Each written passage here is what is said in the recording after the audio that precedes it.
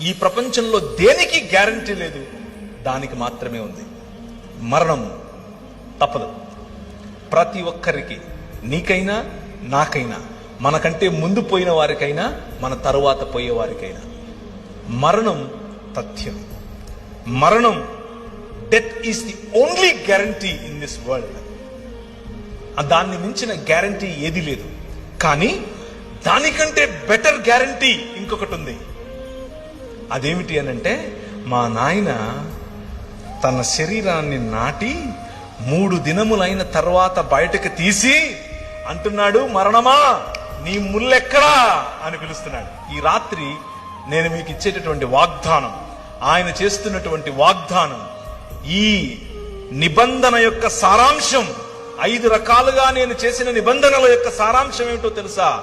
పునరుత్థానం, రూపాంతరము యొక్క చరమగీతం పునరుత్థానం. ఎప్పటికీ వాడిపోయినటువంటి శరీరాలు. ఆయన అలా వస్తాడు. ఆయన్ని మీరు చూస్తారు, గుర్తుపడతారు, మాట్లాడతారు. You can touch him, you can touch me. మీరు నన్ను కూడా చూస్తారు. ఏ బట్టని తీసుకుని వచ్చాక మా ఊరికి, నువ్వు పేరు ప్రవీణే కదా, యూ విల్ ఆస్క్ మీ.